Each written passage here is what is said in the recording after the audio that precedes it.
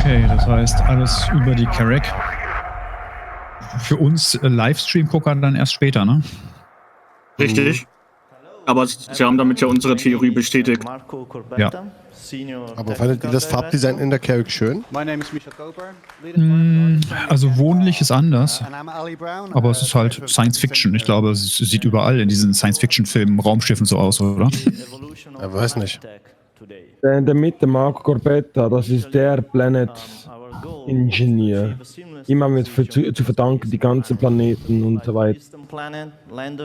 Okay. Aber vor 2017 war er ja der das gezeigt hat, dass man da einen Planeten reinmachen konnte und seamless darauf landen konnte. 3 Monate hat er sich selbst eingeschlossen und daran gearbeitet. So initially, I just started doing some tests, mixing procedural terrain with buildings. Das ist doch auch der Typ, der diese Stadt-Tech entwickelt hat, oder? Täusche ich mich? Ja, der ganze Planet-Tech, alles was mit Planet zu tun hat. Die ganze prozedurale Sachen und so weiter. Alles. Genau. Das ist der Der das überhaupt ermöglicht hat. Er hat Brian gefragt dazu mal, gib mir 3 Monate, schließ mich ein und ich liefere dir das. Und dann hat Brian gesagt, gut, mach mal. Oh, ich habe was für den Stream für euch alle. Oh, was? Der Carrack-Trailer ist da. Ich poste mal gerade bei Robert. Wollen wir uns denn das Instant im Stream angucken? Nee, ne? Nee, das ist ja dasselbe, den wir eben gesehen haben. Achso. Nur für die, die es verpasst haben.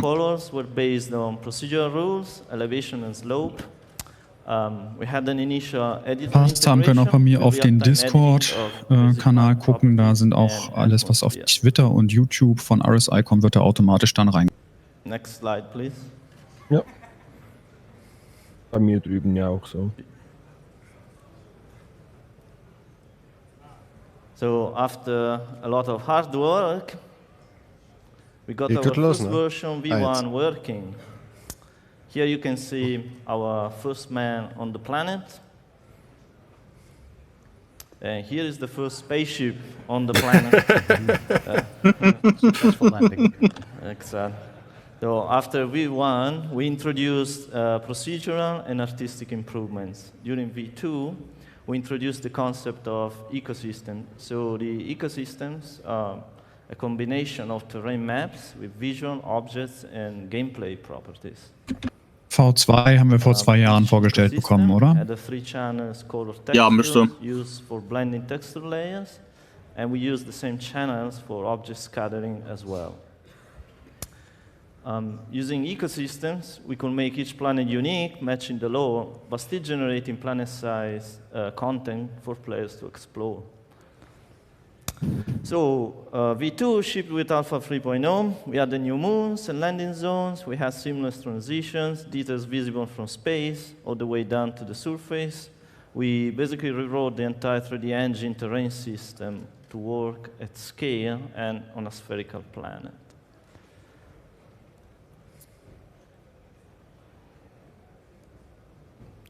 Alpha 3.0 was multiplayer ready. You could already explore planets online with your friends. You could do flight formations and planet-side battles.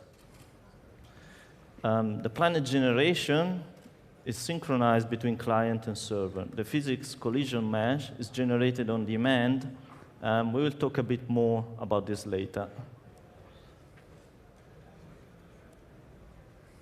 This picture is showing the sensor scale we achieved with Alpha 3.0.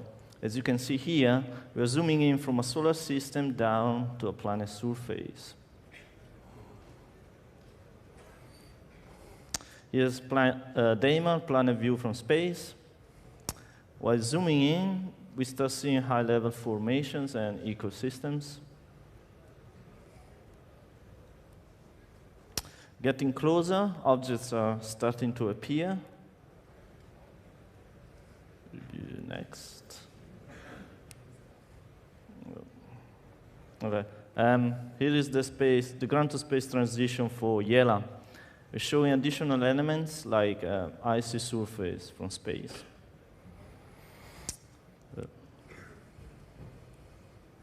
Next slide, please. Interessant. Okay, and this is the other way around, zooming out from ground to space.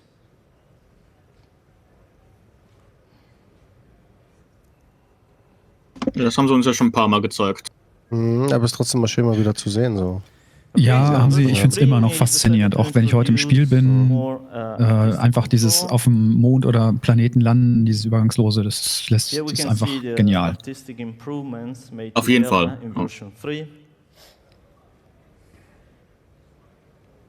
Version 3 shipped with Alpha 335. We added new moons and new planets, including a city planet covered with buildings.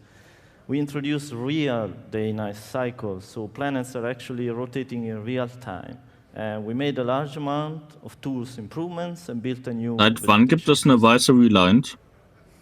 In V3, we increased from 3 channels to 16 channels using alpha values to encode the material IDs. War das nicht die 10? But blending these 16 texture layers for each pixel would be way too expensive. Ich denke mal, das wird genauso eine weiße Reliant gewesen sein, wie es die weiße 300er mal gab, als die Textur noch nicht so fertig war. Irgendwas Internes zum Testen. Ja, stimmt, kann gut sein. And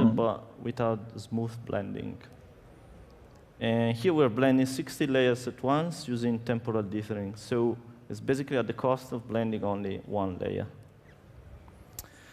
So, what would be the next steps? Bei diesen Layern, die Sie gerade gezeigt haben, fand ich ganz interessant, dass hinten am Ende jetzt die Index-Map mit dabei war. Die haben Sie jetzt zum ersten Mal gerade mit gezeigt, meine ich.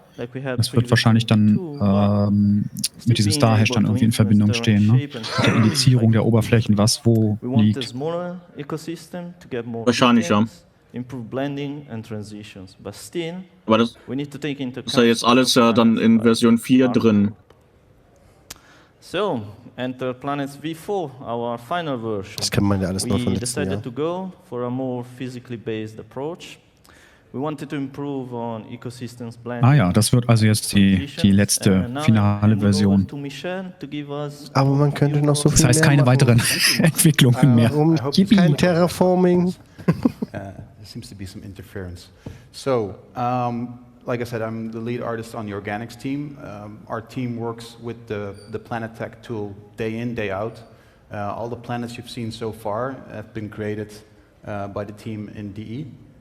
So we had some thoughts and demands whenever we talk about tools and what we want to improve. So there we go.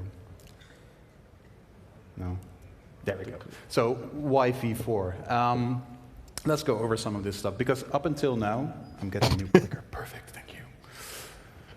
You guys totally heard that. So why V4? Up until now... Ich bin mal für eine Runde AFK. Astro, falls mit dem Stream Probleme sein sollten, ticker mich kurz über Facebook an. They're essentially a single biome planetoid. One is desert, one is icy, one is a lunar landscape, but the biggest difference is actually like the type of assets that you see, the shapes and the terrain. When the... Click harder. Hello? This is help? There we go. Got it. Last year, when the team started to work on Hurston, we were actually confronted with our biggest challenge yet.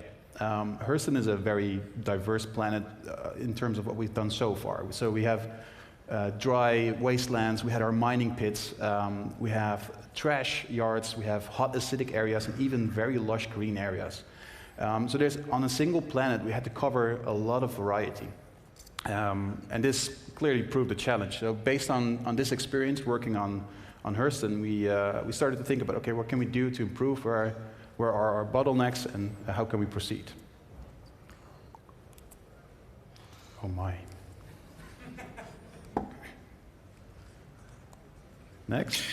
Also Sie erzählen jetzt gerade, dass Sie eine hohe Diversifizierung der einzelnen Oberflächen auf dem Planeten haben bisher. Der Planet mit den meisten Biomen ist Hurston, was eine große Herausforderung ist, aber Sie wollen halt noch mehr. Sie wollen noch weitere Biome haben, Sie wollen sie grafisch noch weiter ausarbeiten und, was zuvor gesagt wurde, man soll sie auch schon vom Orbit aus erkennen können, was derzeit noch nicht der Fall ist. Reworking the things that slowed us down and building a tool that's in engine and is a very intuitive, artist-friendly tool to use. And we'll show some examples of that coming up.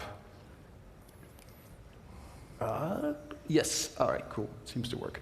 So here's an example of some of the stuff that we wanted to achieve, or at least wanted to do, but we felt we couldn't really do. So you see here a Google image of the African continent, and what you can clearly see is on a large scale the transition from a desert landscape to a savanna to Was wir hier sehen, ist jetzt nicht in-game, sondern Afrika. Da wollen sie gerne. Ob die V4 dafür reicht? I personally like to do that a lot, reference gathering, etc. And I always enjoy seeing these beautiful transitions. And they seem quite like strong, but if you go up close, you can actually tell that these transitions are like incredibly complex. So there's all these features in the terrain that inform why these transitions happen. In this case, where the vegetation gets more lush, you see that the mountainscapes start to block the drier desert winds. The water paths are the first areas where trees start to grow. And when you zoom into these areas, you can actually see how the terrain and how the terrain features actually start to inform these transitions. Another example, just have a few examples to go through. Another one where the terrain creates these beautiful patterns. Da falle ich natürlich schon wieder hinüber, wenn Sie diesen Grad an Natürlichkeit anstreben wollen, anstatt gerade Begrenzungen, sondern so natürliche Übergänge. Das ist eine extreme Herausforderung, die Sie sich da gesetzt haben.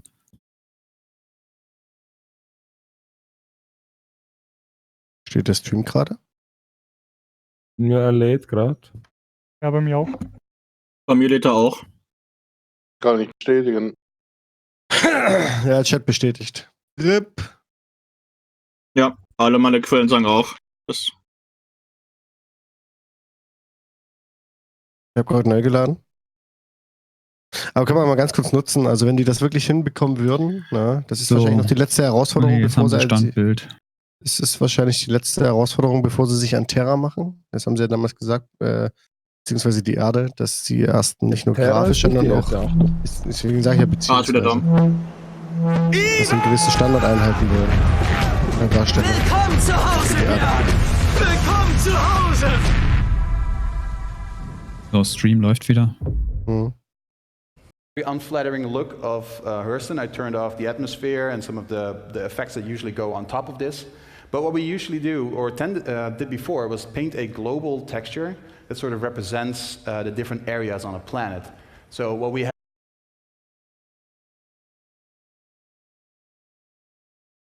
Oh nö.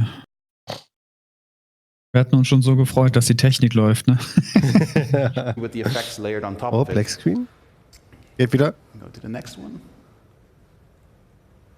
Oh, this is painful. There we go. Mal gab es mal einen Livestream von Ihnen, wo wirklich alles geklappt hat.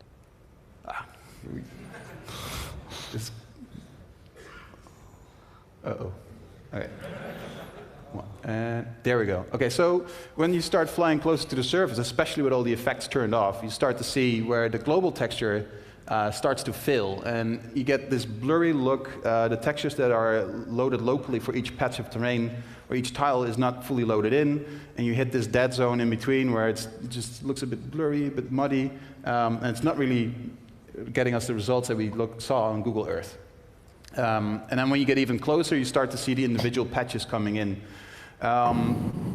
The texture of the biome becomes visible, and although up close this is a cool result, especially when you're walking in around it, these transitions, yeah, they can be quite hard. So what you see here is a few wasteland tiles meeting savanna tiles. And the artist and the art team had a Sie ziehen jetzt also den Vergleich zwischen Afrika und Hurston und sehen, dass also alles ziemlich matschig und verwaschen wirkt und die Abgrenzungen der Biome sind sehr hart im Vergleich zum natürlichen Ort. Quite complex to set up and maintain, especially with more biomes and more variety coming in. And the drawback from the color map up close is also that it didn't quite had the resolution that we wanted to. So more complex planets meant more individual files to maintain. All of these collected assets informed the final look. So if you wanted to change a color on the planet, you had to go through all these individual files. Let's use the laser. So we had all these terrain files, these terrain sets. They had color information as well. So if we wanted the red on the planet to be a bit less red, we had to tweak all of those individual files. Could meant like over 20 or even more. The overall look and final look of the planet was easily made up of 500 files that we all needed to maintain, keep track of, and make sure that they were all in sync. So this, you can imagine that this makes addressing feedback, changes, whenever I'm talking with Ian about art direction stuff, it becomes quite tedious to get all that stuff polished up and very time consuming. So we had to do a fundamental rethinking of how we want to approach planets. And the first thing that we wanted to do was separate the process or the idea of a biome, temperature, and whether it's lush or dry, from the actual terrain shape.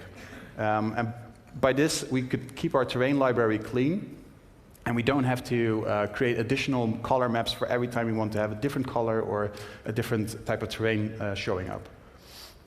So that way, you can get large changes on a global scale. This is not Google Earth anymore. This is V4. And what we see here are natural transitions. Das sieht so gut aus. Okay, was wir hier sehen, ist die neue Engine. In temperature, humidity, and weather conditions. And because these are occurring over a large scale, Das heißt, sie führen die Varianz herbei durch den Faktor der Temperatur. Habe ich das richtig verstanden? Genau, habe ich auch so verstanden. Unter Beibehaltung eben der 500 Dateien, die Sie, oder wie auch immer, Pakete, Asset-Pakete, die Sie zur Herstellung eines oder zur Darstellung eines Planeten brauchen. So we're no longer fixing a biome to a specific tile. And that way, across the surface of the entire globe, every area truly becomes unique. And this is an example of how extreme it could go with coloring. Wahnsinn. Just as an example of Das sind so schlaue Köpfe, die da arbeiten. Und so detailverliebt einfach. Another thing that we wanted to change, actually, Auf jeden Fall. is the blending, crossfading, transitioning between areas. And on the one hand, on the left side, we see V3 zooming out. On the other side, we see V4. And bear in mind, so V4 is not this one. Also links ist die alte V3-Version und rechts ist die neue V4-Version. To come up with an example. And what you see here is a seamless zoom out with no visual artifacts. Nein, das ist groß. Or fading or popping. Du siehst das echt schon mit den Plop-Out-Effekten, ne? Ja, Version 4 verbessert das nochmal deutlich. Aber auch sowas von. Das Arm tätowiert, Perseverance, oder?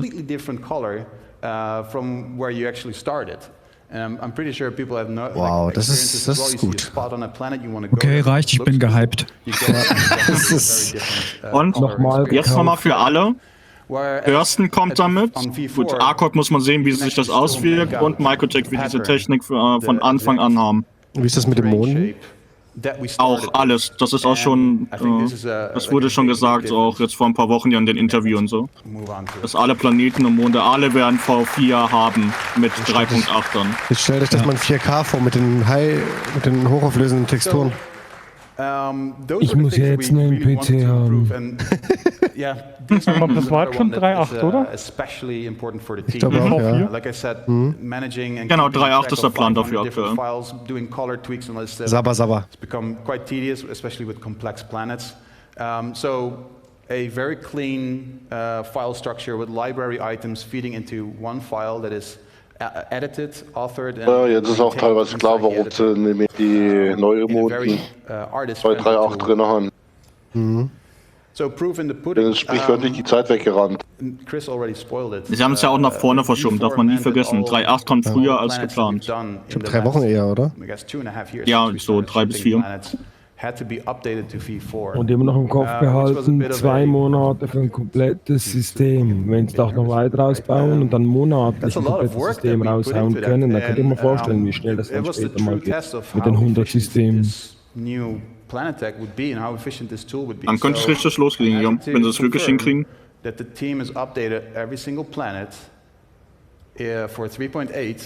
Da kommt's. Confirm 3.8, alle Planeten sind genau. Okay, Hype. Das ist das, was wir hier schon hatten. Oh, bei mir steht er wieder. Okay, ist wieder da. So, Wahnsinn. Get a bit of a start into the more technical areas. I just wanted to share a little bit what we do on the art creation side that feeds into what V4 does now. Dann haben die aber eine ganz schöne Crunch-Phase hinter sich, Junge. In V3, we use these little simulation tools that one of our in-house artists, Sebastian Schröder, who had a big part in the. Aber da sind wir wieder beim Thema weniger Flame, das Ergebnis abwarten. Essential input. He made all these cool simulation tools that help us with terrain simulation. We see erosion, which is ja, ist cool, das jetzt alles zu sehen, weil wie gesagt, das war vor einem Monat oder so. Simile, du hast es ja übersetzt gehabt, ne? Diesen italienischen Bericht dazu. Ja. Da haben sie das ja alles schon mal erzählt. Und jetzt können wir ja, aber jetzt das zu sehen ist einfach was anderes. Ja, klar, wollte ich gerade sagen, aber es ist halt. Weil das ist ja nicht alles, was mit Blended V4 kommt, ne? Da kommt ja noch ein bisschen was anderes. And see, it helps. Up until now, these tools, we use them just as like a personal thing, like you would have a brush inside your toolbox, and you just use it, and then you have an end result, an output that comes from it, and then we feed that into the engine. So we were able to get, like, if you're at the right distance, you get these beautiful terrain colors and terrain maps. So we're not unhappy with that, but every time we wanted to change something or wanted to make a different combination of colors or vegetation, you would have to redo it or make a new one. So instead of that, making final outputs and specific masks, we decided to get those tools and simulate stuff and use the simulated data and feed that directly into the engine. So this was the old one. We had masks, we had color maps, specific patterns where certain assets would show up. And we started to rethink this and like, okay, how can we simplify this and make this easier for everything else to use? So we decided to go for humidity and temperature. There's like hundreds of variations of things that you can think of that will cause transitions of areas and biomes. But I think temperature, whether it's something is hot or cold, whether it's dry or very humid or Jetzt gehen Sie nochmal darauf ein, dass Sie die ursprünglichen Assets hatten, diese Pinsel, mit denen Sie einen Planeten gemalt haben oder einen Mond, das war zwar ganz schön, aber es war halt sehr statisch und deswegen haben Sie darüber nachgedacht, wie Sie das ändern können, wie Sie mehr Varianz, Flexibilität reinbringen und da haben Sie halt angefangen, über diese Temperaturen nachzudenken. Einfach richtig smart. I think with those two maps, we can capture a lot of interesting details. So this is the new set. Height, normals, just due to shading necessities. Flow maps and temperature. Spannend, das ist ja wesentlich weniger. Let me just point that. Where the flow maps, where the water would flow, where water would accumulate in the valleys. And on the height, it's a relatively simple one. I think the temperature is more important on a global scale. But you see the differences in temperature if you go all the way up the hill or mountain. To make sure that every terrain set, every height map represents the exact same values with those flow maps and temperature maps, we had to unify all of our library height maps, basically, our whole library of height maps. And we made them all exactly 4 by 4 kilometers. With a maximum height of 1 kilometer up and then a maximum of 1 kilometer down. And the reason for doing this is that if we run these simulations on each height map, the data that comes out of that represents the exact same value for each height map. And this way, in the engine, we can actually blend these perfectly together and create this seamless canvas of data that we can paint on. And with that, I'm going to hand it over to my colleague Ali, who will go into how that actually is handled inside the engine. Thanks a lot, Michel.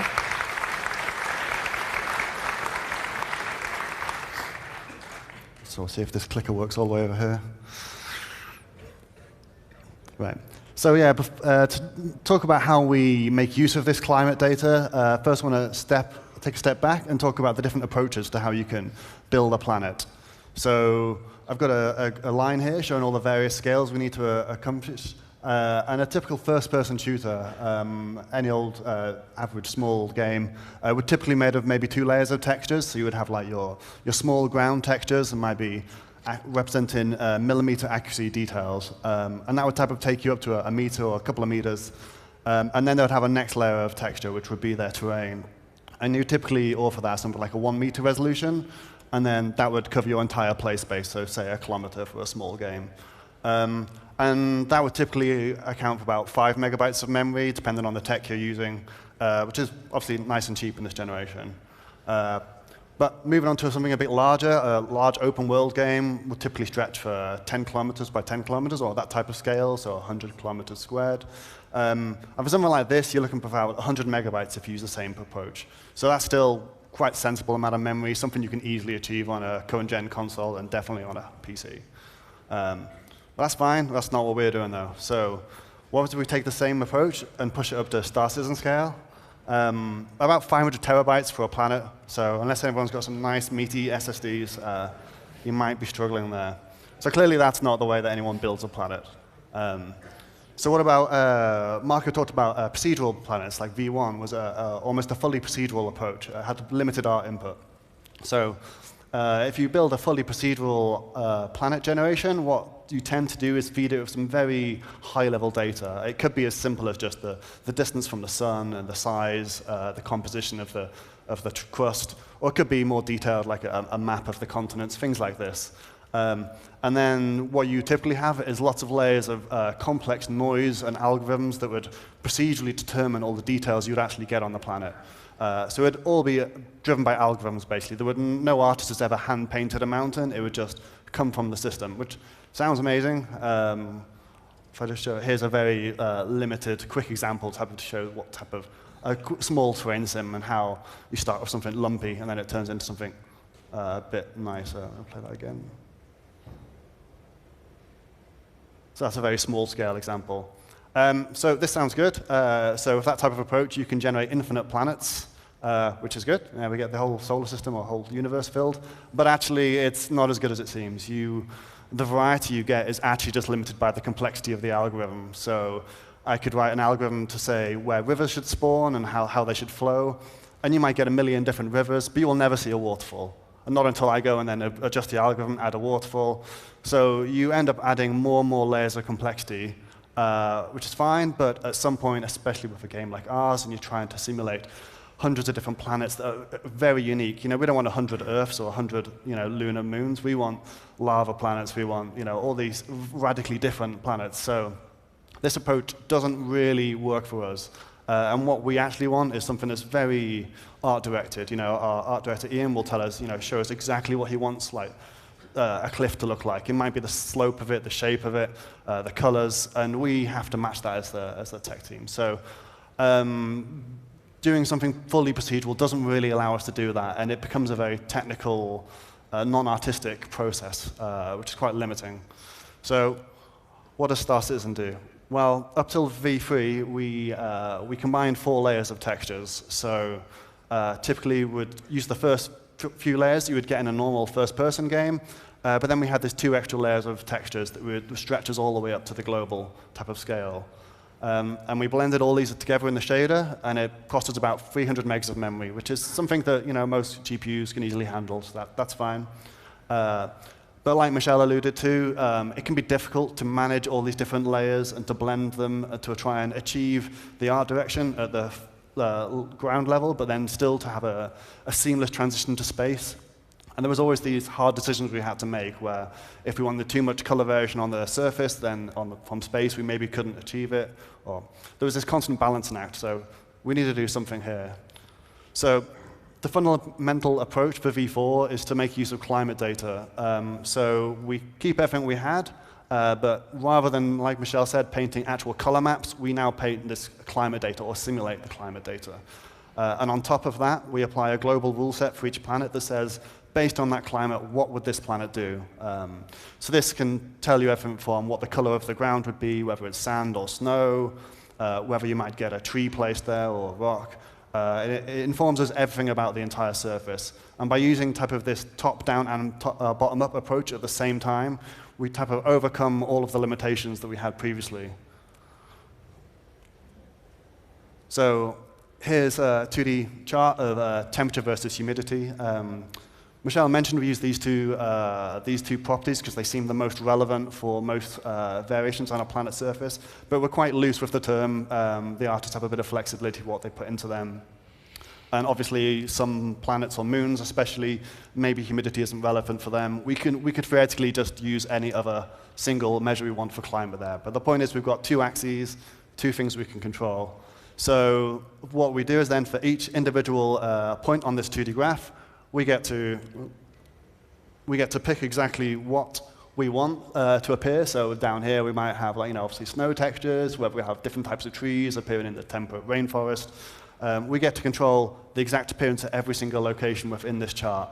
And we have 128 graduations of temperature and humidity, which leaves us with 16,000 variations we have to fill to tell what would appear on the planet at that specific condition, which is quite a lot to fill. So here's a quick demo showing how a small terrain patch, just by adjusting the climate data, we can very quickly adjust the visuals. I'll just play that one again. And you can see that we always get like logical shapes and colors coming in there.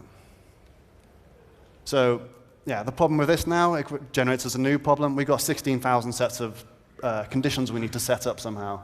So for the artists, that represented quite a challenge. Our first approach was for them to have, like, they would manually create these rules where I want this tree to appear at this temperature range and at this altitude, and it was too unwieldy. So instead, we moved to a system where we literally paint the surface of the planet using like a paintbrush. So this is a quick demo of this being used here. And because we don't want to paint the entire surface of the planet, when you paint on the surface, you're actually painting what you would like to appear at them climate conditions. So if you paint somewhere that's 20 degrees C and the humidity is 50%, you're actually painting every single point on the planet that has exactly those climate conditions. So by doing it this way, next slide, we can very quickly build up very interesting biomes. And while it looks like you're just painting the small area of land in front of you, you're painting huge areas of the planet at once. And this was something that was immediately appealing to the artists, because this is a very familiar workflow for anyone that's worked on a game engine before, like a smaller scale one. But yeah, it scales up for us. So here we've just painted a few trees and bushes, and instantly you can see the whole area is now being populated. I think everybody did a little happy dance when that moment came in, yeah. And the paint tool came in. Woohoo!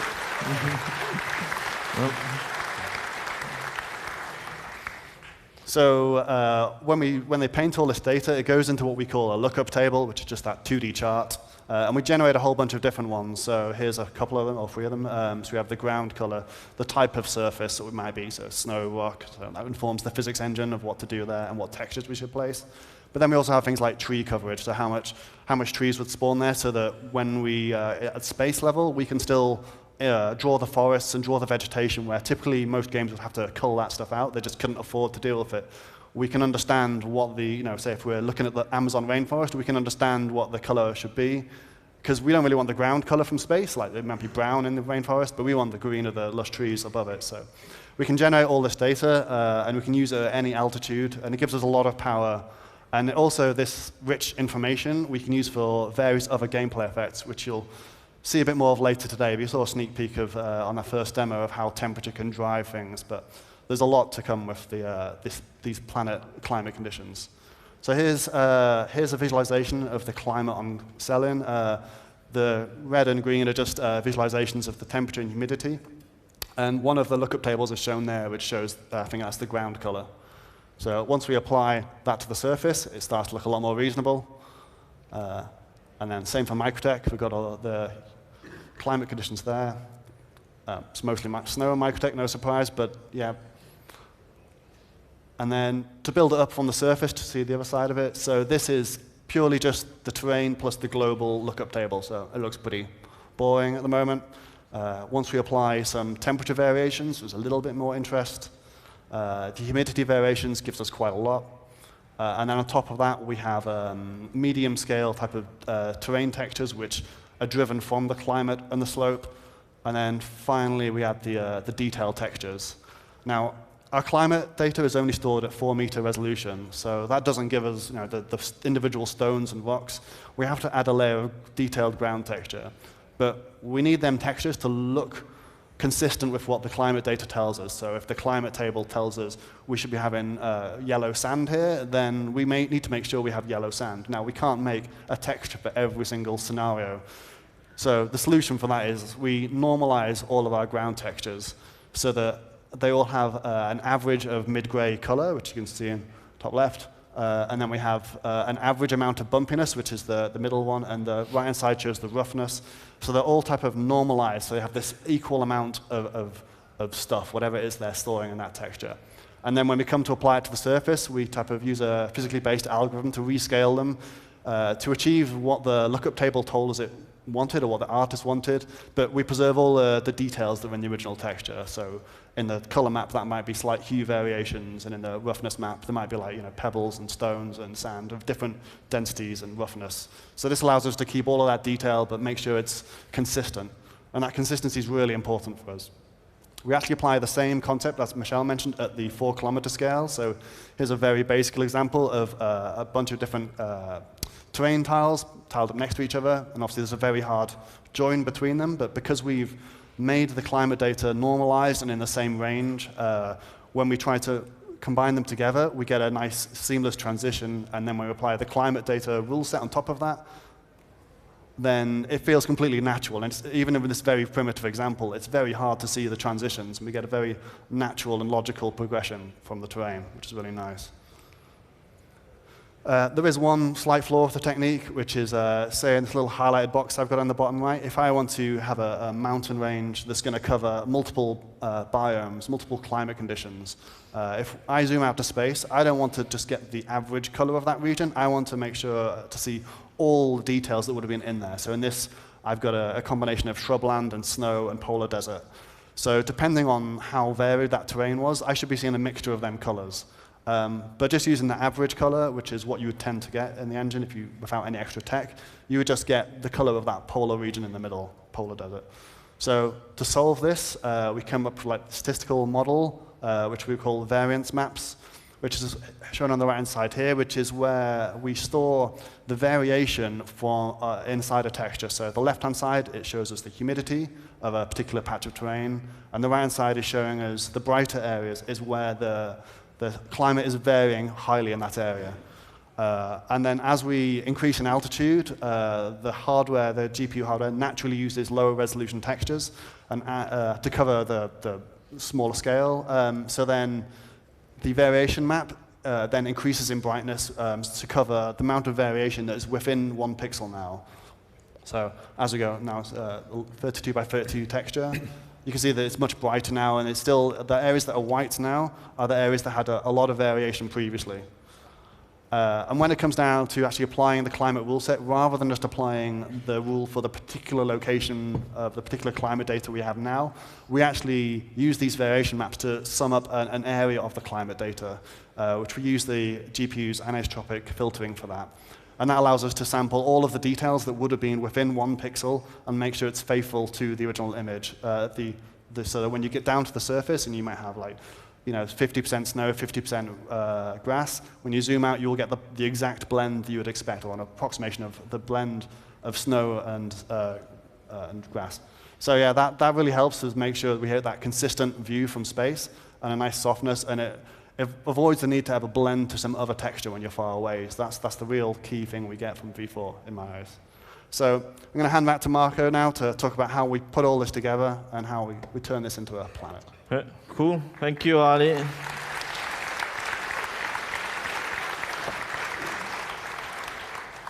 Okay, cool. Let's have a quick look at the planet generation. So we are starting from a cube. Each cube face is projected onto a sphere. The entire planet's surface is generated and rendered at different levels of details. And the amount of details increases as you get closer to the surface. Here you can see a debug screenshot showing the surface level humidity, as we discussed before. In V4, we are blending all nearby ecosystems for all terrain vertices using a bicubic interpolation approximation. Here is the same view, but we're showing temperature climate data. So and here is another improvement as we mentioned, that we made in V4 is that object scattering is driven by the same climate data that we're using for terrain generation. Here you can see the object presets IDs, driving objects spawning on demand. This is the same view by showing the colors driven by climate data and textures.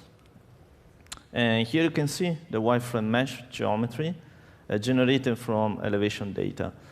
The terrain geometry and blending is done on CPU. This is the same view as before. We're showing the planet terrain without any objects yet. And this is the final view with objects generated on terrain. So we have a separation between large-scale ecosystems, which are the larger rocks, trees, and so on. And then we have the so-called ground cover objects, which are the smaller objects that are generated at ground level only. Additionally, we have improved the cliffside generation. The objects are placed based on climate data and object preset settings. And we are using LOD clusters for large-scale forest rendering, which you will see in Microtech. At ground level, we have additional parallax and ground texture details. So physics. The collision geometry is generated on demand on client and servers when players and spaceships are interacting with the physics grid. And here in light gray, you can see the physics proxies that are generated for terrain, rocks, and objects. So generating on demand, physics on demand is tricky because the spaceships are actually moving at crazy speeds across the surface. And obviously, we cannot store the entire planet geometry in memories, otherwise it would be terabytes of data. So each terrain patch is built in parallel on CPU. The workload is distributed by the job system to all available cores. Basically, the server is building a physics collision mesh for each client. So we have many other features on the planets, for instance, caves. Here you can see an example of a cave assembled by the procedural layout tool. After generation, the caves are turned into object containers, and they're placed on the planet's surface. So using object containers, we can take advantage of object container streaming in future. Here you can see an example of a cave with an exclusion volumes, which is used to avoid generating rocks on top of the cave entrance. Here is another example of exclusion volumes. You can see how the trees are avoiding generating inside the volumes. Additionally, we have space stations orbiting around planets. All the space station interiors are generated by the procedural layout tool as well, and then are placed as object containers in space. Another new feature we added in V4 is the frozen ocean, which can be seen here on Microtech. The frozen ocean is physicalized, and players can walk, drive vehicles on it. In these pictures, we're showing the frozen ocean collision mesh generated on demand. So regarding mining, the way it works is that some of the procedural objects are turned into mineable entities, and the player can interact with them and extracting minerals. And with persistency coming online, players are able to deplete planet resources, affecting the universe economy.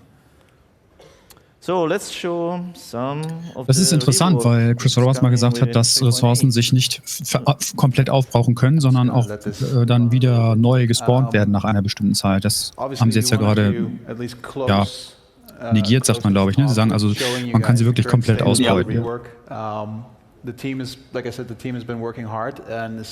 Solange wir sie eine Möglichkeit bieten, dass du die verarbeiteten Ressourcen wieder an andere Teile rückgewinnen kannst, ist das ja okay.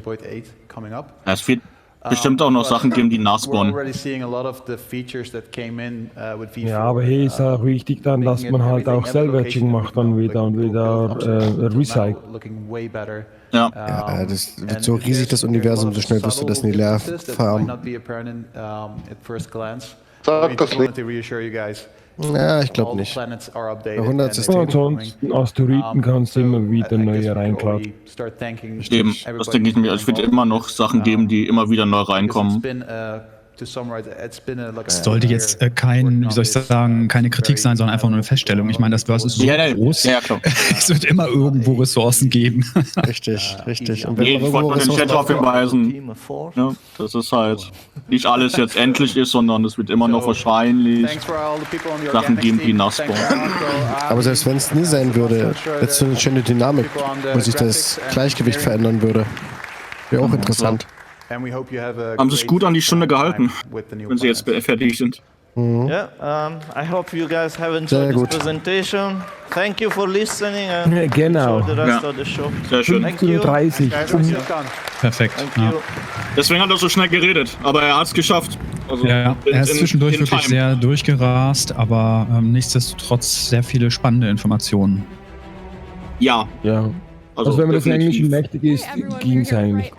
Und ich glaube, wie gesagt, tatsächlich, da sieht man, dass es ein Eis ist. Eis ist, ne? Genau. Da sehen wir jetzt das Eismodell. Richtig Wahnsinn. Cool. Und dass dafür Leute rumrennen. Was ich sagen wollte, ich glaube nicht daran, dass es eine V5 geben wird, weil das ist jetzt die finale Version. Jetzt machen sie Squadron 42 fertig, weil es wäre ja sinnlos, wenn sie jetzt noch eine Version 5 bauen würden, weil dann kommen sie im Squadron 42 gar nicht mehr zugange. Meine Meinung. Nee, hast du recht. Was noch dazu kommt, ist halt die Cloud-Tech halt, ne? Aber das ist dann unabhängig der Planeten. Die Dame, wo man hier sieht, ist, glaube ich, die neue Verantwortliche für die ganzen Convention. Es ist ja nicht mehr Cameron, der das macht. Der ist ja auch weiter aufgestiegen. Ich habe jetzt den Stream bei mir ein bisschen leiser gemacht, weil da kann man ein bisschen reden. Oder will der Chat das unbedingt sehen, das Interview mit Rextiller? Ich jetzt nicht. Also wir können durchaus eine Zwischensequenz einlegen und ein bisschen quatschen. Ja. Würde ich auch sagen, bietet sich gerade gut an. Man kann ein bisschen verfolgen, was sie da reden, aber... Ich wollte mal ganz kurz das letzte Thema aufgreifen. Silbermoon hat es eigentlich ganz gut zusammengefasst. Ich denke, dass man zwar an einem Planeten vollständig ausbeuten können wird, dieser nach einer sehr langen Zeit, in Klammern 6 Monate, sich erholt sozusagen. Also ganz, ganz langsam dann wieder. Dass du wirklich auch gezwungen bist, diese Dynamik anzuwenden, diese Verschiebung der Wirtschaftsmächte ein bisschen hast und nach einer gewissen Zeit fangen sich dann langsam an, die Ressourcen wieder zu regenerieren. Das wäre eine coole Idee auf jeden Fall.